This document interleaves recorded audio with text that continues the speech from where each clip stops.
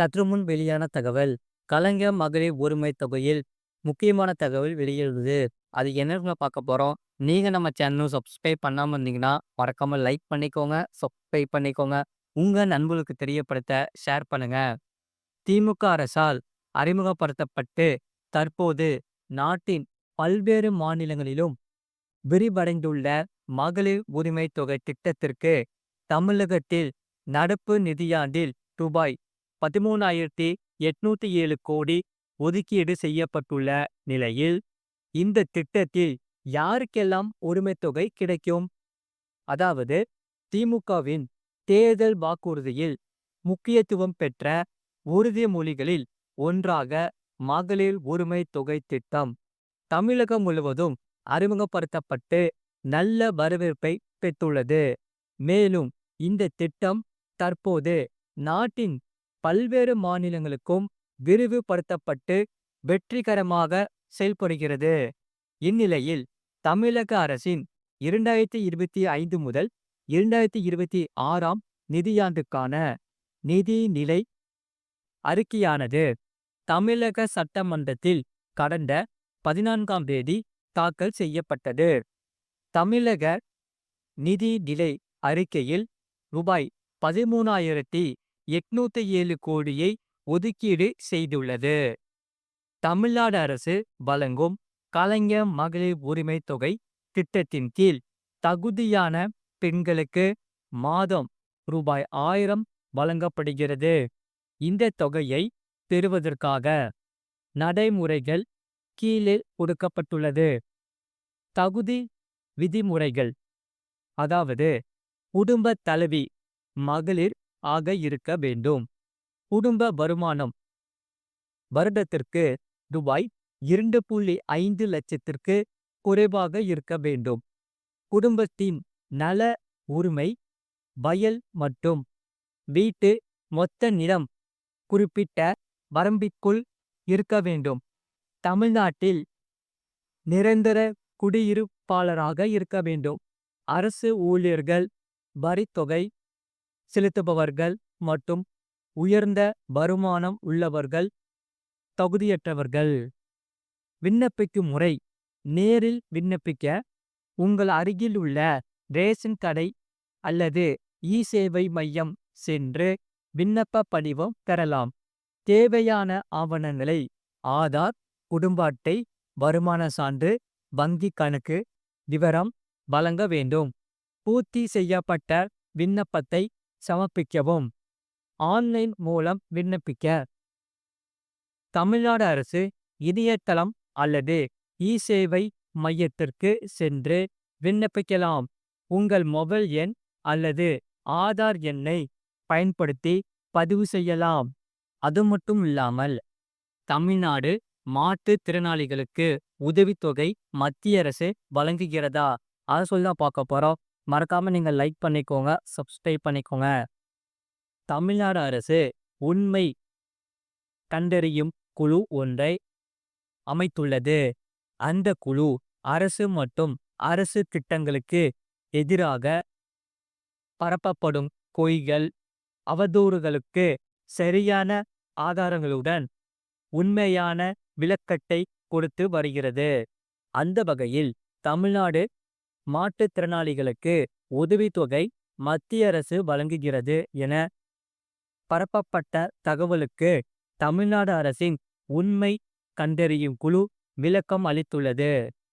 அதாவது தமிழ்நாட்டில் உள்ள மாற்றுத்திறனாளிகளுக்கு வழங்கப்படும் மாத நிதி உதவி ஒன்றிய அரசின் நிதியில் வழங்கப்படுகிறது என்றும், மாற்றுத்திறனாளிகளுக்கு நிதி உதவி வழங்குவதற்காக உலக வங்கியிலிருந்து 1,500 கோடி ரூபாயை தமிழ்நாடு அரசு வாங்கி செலவழித்துள்ளது என்றும் யூடியூபர் மாரிதாஸ் முழு பொய்யை தெரிவித்துள்ளார். இது முற்றிலும் தவறான தகவலாகும். தமிழ்நாட்டில் மாற்றுத்திறனாளிகளுக்கு வழங்கும் மாத உதவி தொகையை ஒன்றிய அரசு வழங்குகிறது என சொல்லப்பட்டதை பொய் என தெரிவித்திருக்கும் உண்மை கண்டறியும் குழு தமிழ்நாட்டில் மாற்றுத்திறனாளிகள் நலத்துறை மூலமாக மாதாந்திர பராமரிப்பு உதவித்தொகை ரூபாய் 2000 வீதம் 2,50 லட்சம் மாற்றுத்திறனாளிகளுக்கு வழங்கப்படுகிறது. அது மட்டும் இல்லாமல் இந்த நிதி முழுவதும் மாநில அரசால் வழங்கப்படுகிறது. இத்திட்டத்திற்காக 2024 முதல் 2025ஆம் நிதியாண்டில் ரூபாய் 543 கோடி செலவிடப்பட்டுள்ளது என விளக்கம் அளிக்கப்பட்டுள்ளது. பொய் 2 மாற்றுத்திறனாளிகள் பெயரில் உலக வங்கியிலிருந்து 1500 கோடி ரூபாயை தமிழ்நாடு அரசு வாங்கி மாற்றுத்திறனாளிகளை கணக்கெடுப்பதாக சொல்லி மொத்த பணத்தையும் செலவழித்துள்ளது. உண்மை இனி முற்றிலும் பொய். இதுவரையின் உலக வங்கியிலிருந்து இத்திட்டத்திற்காக ரூபாய் 17,93 கோடி மட்டுமே பெறப்பட்டுள்ளது. உலக அளவில் உலக வங்கி நிதி உதவியுடன் தமிழ்நாடு உரிமைகள் திட்டம் டிஎன் ரைட்ஸ் ரூபாய் 1773.87 கோடி மதிப்பீட்டில் 70/30 பங்களிப்புடன் செயல்படுத்தப்பட்டு வருகிறது.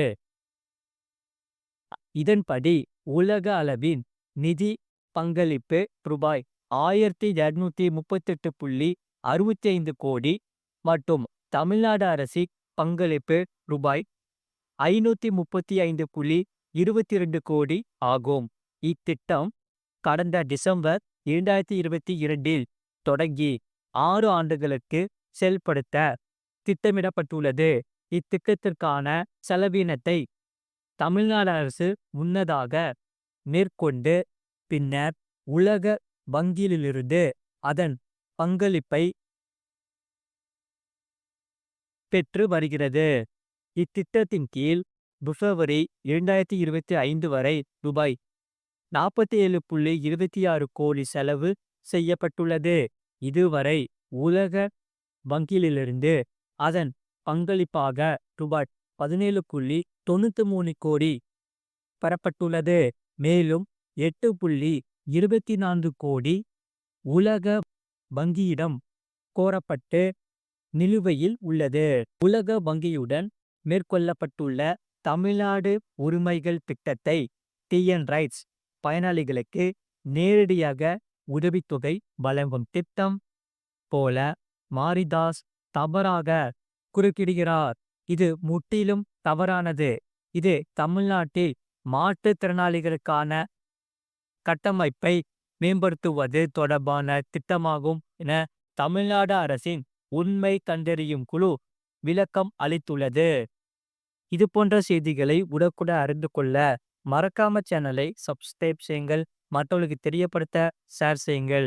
அதாவது கீழே ரைட் சைடில் பார்த்தீங்கன்னா ஒரு ஒயிட் கலர் பாக்ஸ் இருக்கும். அதான் சப்ஸ்கிரைப் பட்டன். அதை நீங்கள் சப்ஸ்கிரைப் பண்ணி வச்சுக்கோங்க. பக்கத்தில் பெல் பட்டன் கிளிக் பண்ணி வச்சுக்கோங்க. அப்போ தான் நாங்கள் போடுற வீடியோஸ் எல்லாமே உங்களுக்கு டெய்லி காமிக்கும். அதே போல் உங்கள் நண்பருக்கு தெரியப்படுத்தவும் ஷேர் பண்ணிக்கோங்க. உங்களுக்கு வேறு என்னென்ன செய்திகள் தேவைப்படுதோ அதை கமெண்ட் செக்ஷனில் கமெண்ட் பண்ணுங்கள். அதை நாங்கள் பார்த்துட்டு கண்டிப்பாக செய்திகள் போடுறோம். மறக்காமல் நீங்கள் லைக் பண்ணிக்கோங்க, சப்ஸ்கிரைப் பண்ணிக்கோங்க. உங்கள் நண்பர்களுக்கு தெரியப்படுத்தவும் ஷேர் பண்ணிக்கோங்க.